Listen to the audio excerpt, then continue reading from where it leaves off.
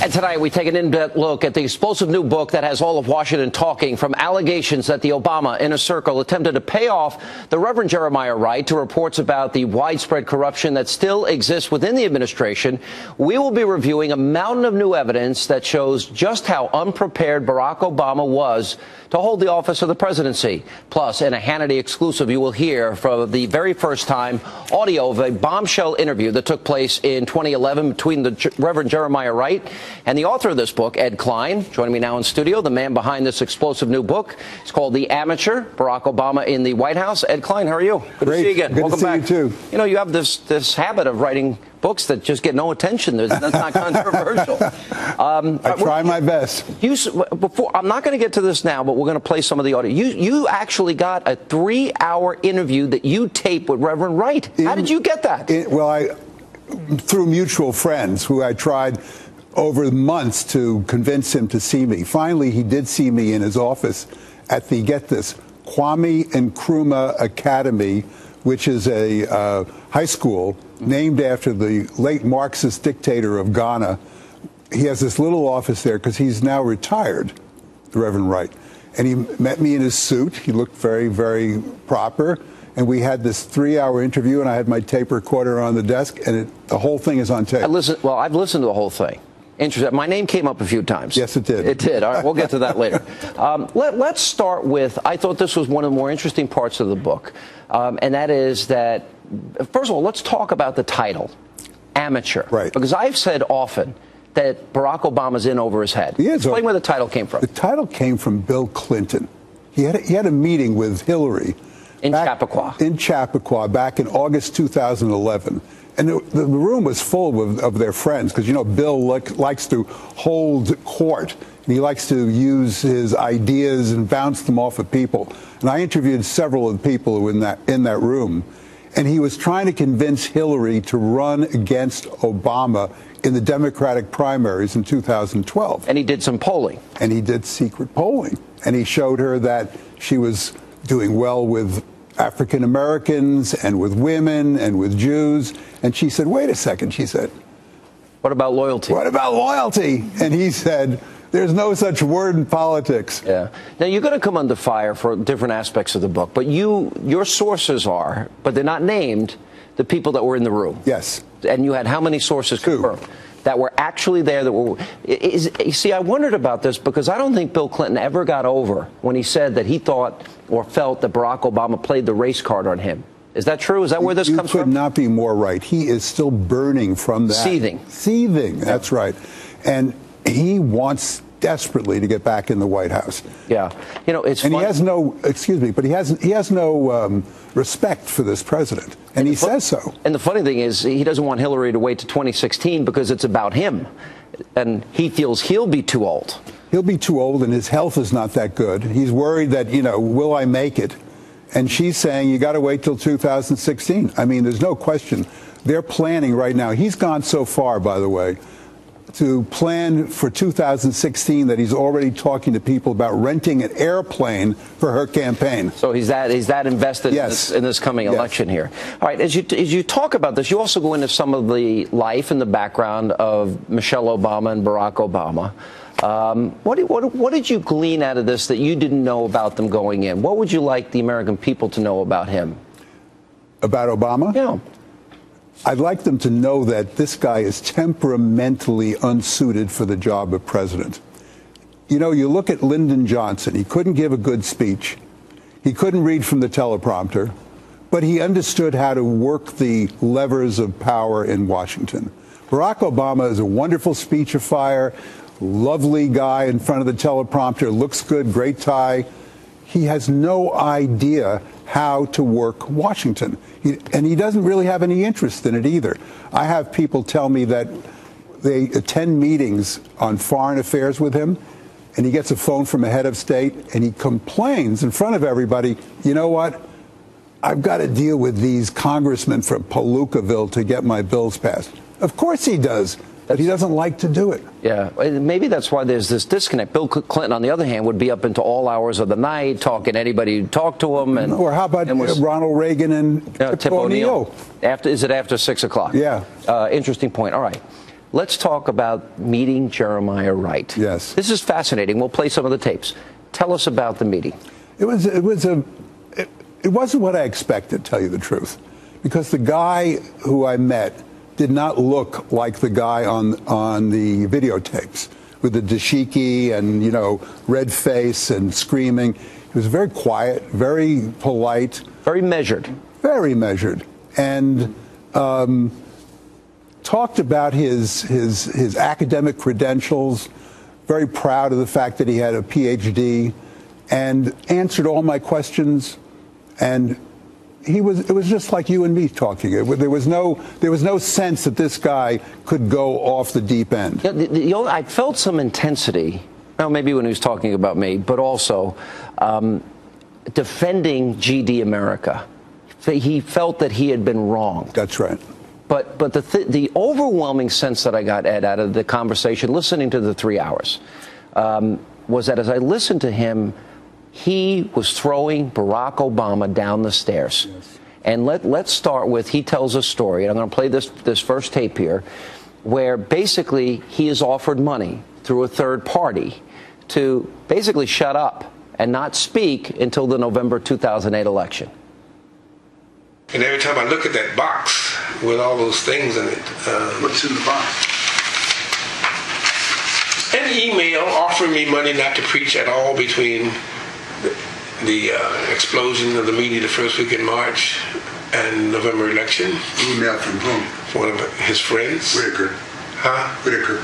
Yeah. Yeah, Eric. Yeah.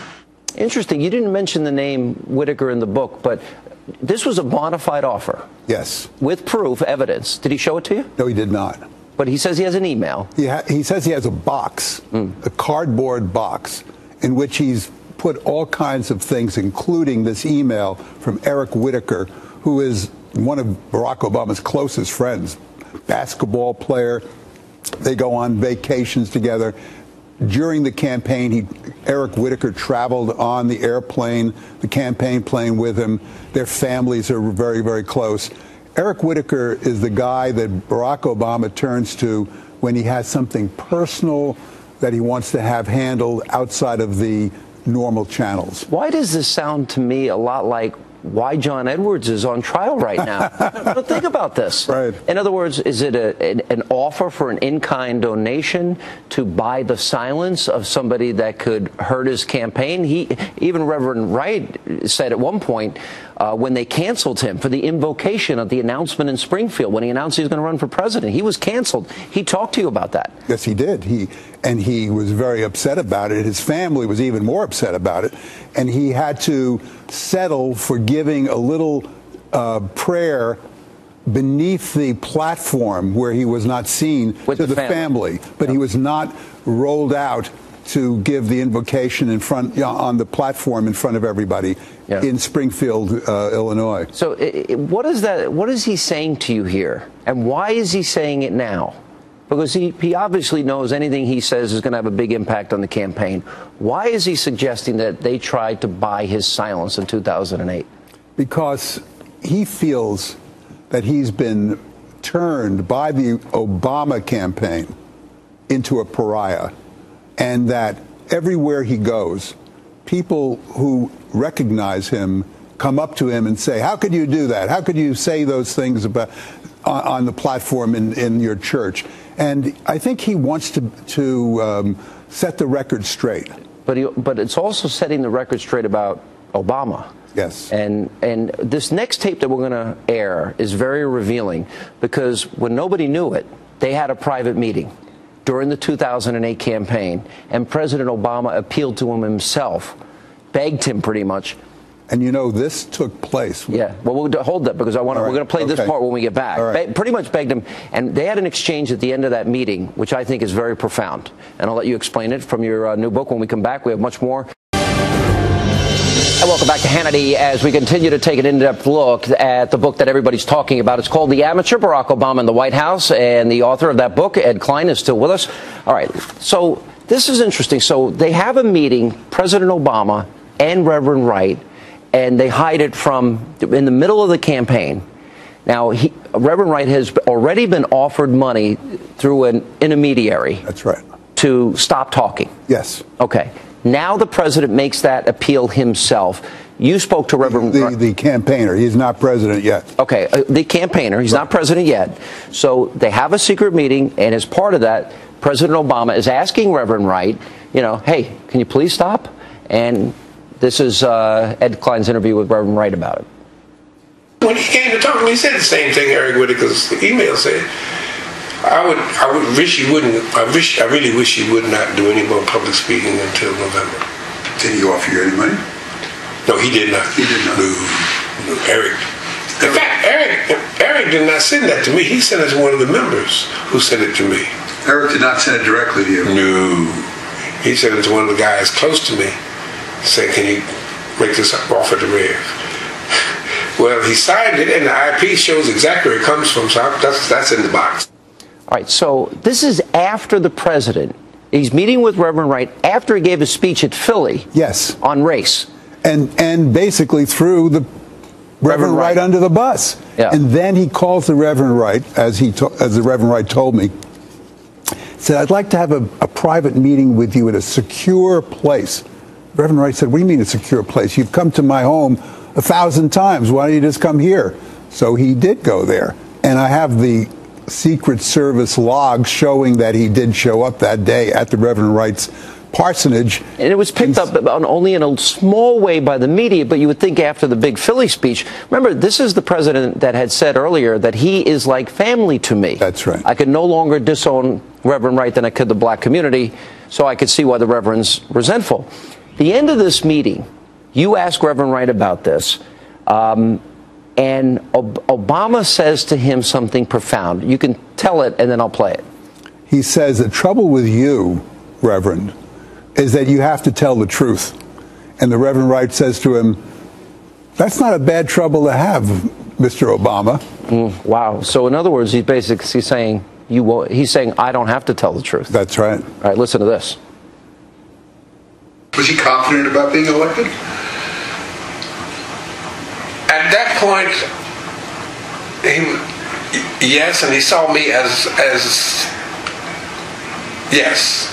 He was confident, he was very hopeful, but he saw me as a deterrent, which is why he didn't want me to say anything. How did you two leave each other that day in your living room? He said, I'm sorry you don't see it right away. I said, oh, the most profound thing he said to me that day, he said, you know what your problem is? I said, what's my problem? You have to tell the truth. I said, that's a good problem to have. So basically, Reverend Wright is telling the world right now, knowing that this is an important point in the election, Yes.